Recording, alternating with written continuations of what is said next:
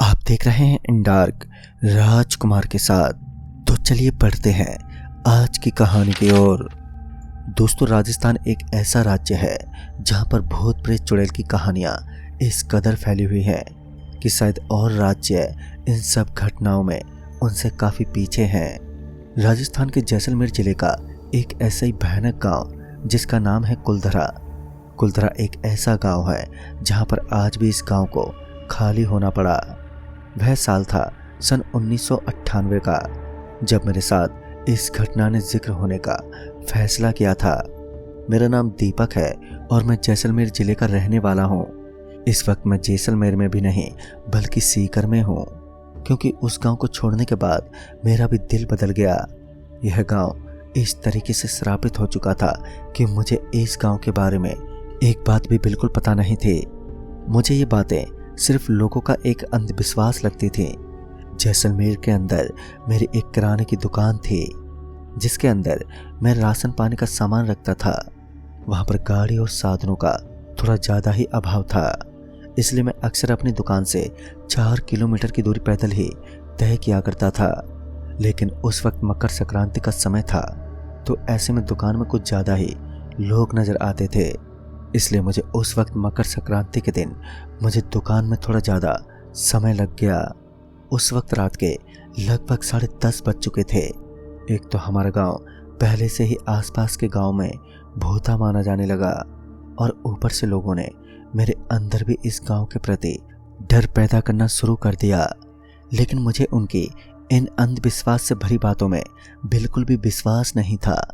मगर आज रात मेरा सारा अंधविश्वास मुझसे काफ़ी दूर भागने वाला था। रात के करीब 11 बजे के आसपास मैं अपनी दुकान से निकला।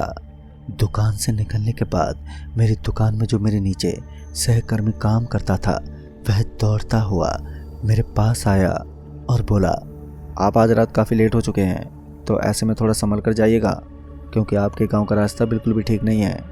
मैंने उसे बोला, मैंने तुम्हें पहले भी कहा था तुम हमारे गांव को बदनाम करना छोड़ दो, और मैंने तुम्हें कहा ना कि मैं भूत प्रेत में विश्वास नहीं करता।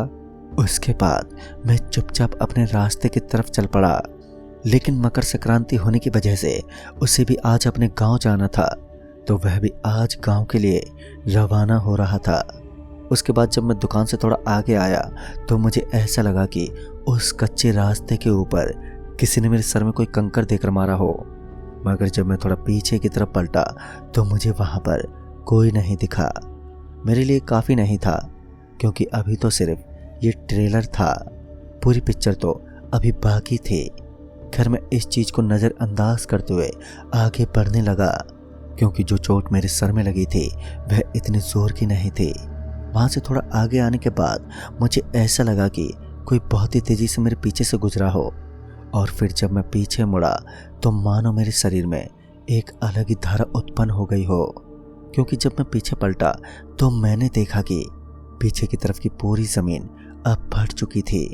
जहाँ से मैं गुजरा था वह पूरा का पूरा रास्ता मुझे फटा हुआ नज़र आ रहा था। उसके बाद जो नज़ारा मैंने देखा, उसे देखने के बाद तो मेरे शरीर का खून जम गया, क्योंकि इस बार मैंने देखा कि उस ज़मीन के अंदर से पूरी खून से लथपथ लाश बाहर निकल रही थी। उनको बाहर निकलता देख मुझे तो घिन आने लगी, मगर मैं वहाँ से आगे की तरफ दौड़ने लगा।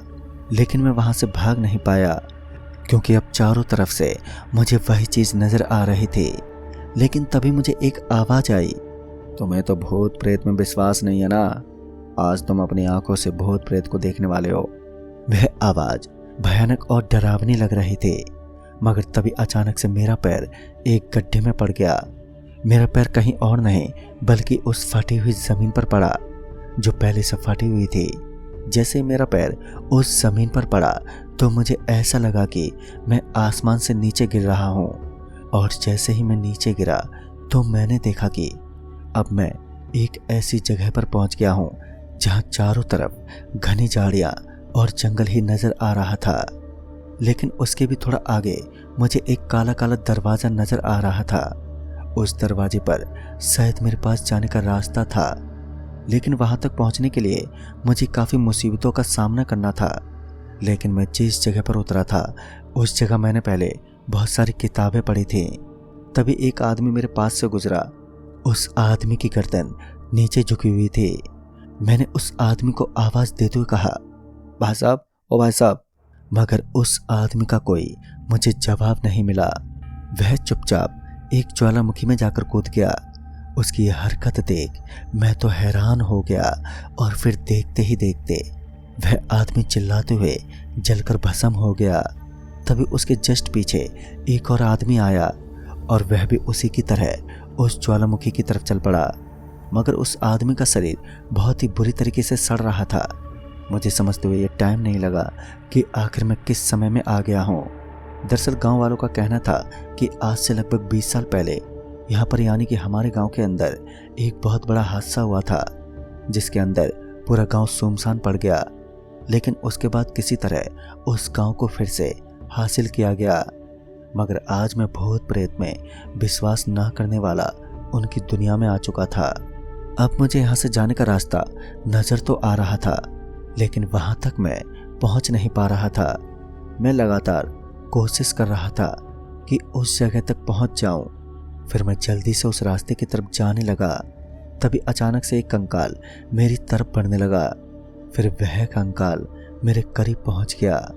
उसने मेरी गर्दन पकड़ ली और फिर मुझे हवा में ऊपर उठा दिया। पता नहीं मैं कितनी हवा में उड़ चुका था।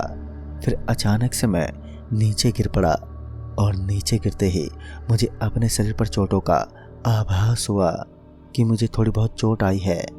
इसका मतलब साफ था कि वह खौफनाक आत्माएं मुझे इस जगह से जाने से रोक रही थी, मगर मैं इतनी जल्दी हिम्मत कहाँ हार सकता था। फिर मैं एक बार खड़ा हुआ और वहां से उस काले दरवाजे के पास जाने की कोशिश करने लगा। लेकिन इस बार का दृश्य देखने के बाद सच में मेरी इतनी हिम्मत नहीं थी कि मैं वहां से चलकर थोड़ा बहुत भी आगे बढ़ सकूं, क्योंकि इस बार मैंने देखा कि एक बहुत ही भयानक शरीर जिसकी सिर्फ धड़ थी और उसका सर वहां से गायब था। उस वक्त मैं वहां से निकलना चाहता था, मगर हर बार कोई ना कोई मेरे सामने मुसीबत खड़ी हो जाती और इस बार वह भयानक धड़ मेरे सामने था।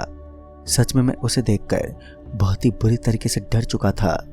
फिर मैं वहां से पीछे पलटा और पीछे की तरफ आने लगा, लेकिन तभी मैंने देखा कि पीछे की तरफ वही कंकाल था जो धीरे धीरे मेरी तरफ बढ़ रहे थे।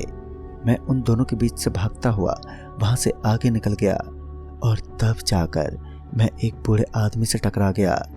वह बूढ़ा आदमी एकदम मेरी तरफ पलटा और फिर मेरी तरफ एक भयानक अंदाज में हंसते हुए बोला, बेटा तुम गलत जगह पर आ गए हो, अब तुम्हारी मौत भी हमारी तरह होगी।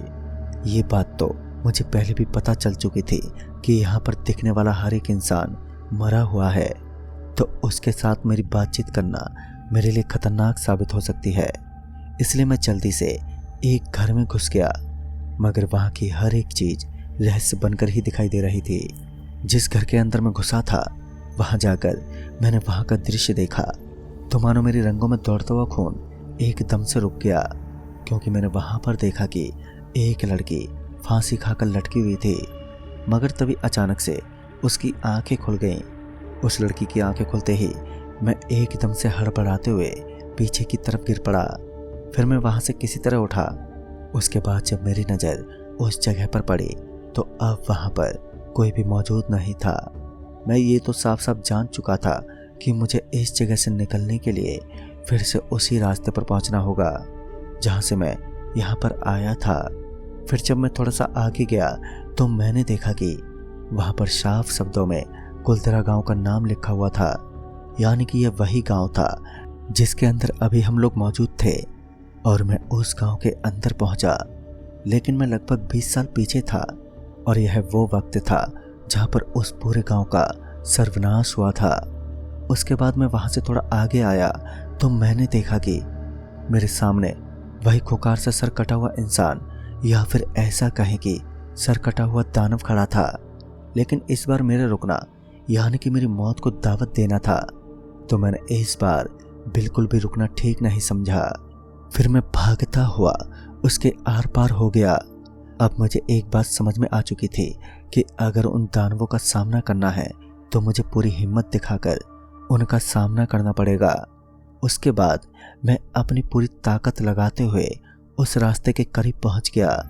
फिर मैंने बिल्कुल भी देरी नहीं की और भागता हुआ सीधा का सीधा उस दरवाजे के अंदर घुस गया। जैसे ही मैं उस दरवाजे के अंदर दाखिल हुआ तो मुझे वैसा ही फील हो रहा था जैसा कि मैं उसके अंदर आया था तब हो रहा था। फिर मैं अपनी हिम्मत और बुद्धि की वजह से वहां से निकलने में कामयाब हो गया। तभी मुझे पीछे से एक आवाज आई, शायद आज से तुम्हें भूत प्रेत में विश्वास होना शुरू हो जाएगा। वह आवाज मुझे जानी पहचानी लग रही थी, मगर इस वक्त मैं उस सड़क पर पहुंच चुका था। उसके बाद जब मैं पीछे पलटकर देखने लगा तो वहां से फटी हुई जमीन एकदम सही हो चुकी थी। सच में उस वक्त मेरी हैरानी की कोई सीमा नहीं थी। उसके बाद मैं डरते घबराते हुए सीधा अपने घर पहुंच गया। घर पहुंचकर मैंने अपने इस पूरी घटना का घर वालों से जिक्र किया तो किसी को मेरी बात पर यकीन नहीं हुआ। लेकिन उसके अगले ही दिन से हमारे उस गांव के अंदर ऐसी घटनाओं के सिलसिले होना शुरू हो गए और उसके बाद सभी को मेरी बातों पर भी विश्वास होने लगा। उसके कुछ दिनों बाद हमने वह गांव हमेशा हमेशा के लिए छोड़ दिया, लेकिन अब उस गांव का मुझे कोई भी हाल मालूम नहीं है। तो दोस्तों, इस कहानी में बस इतना ही। तब तक के लिए बाय एंड टेक केयर।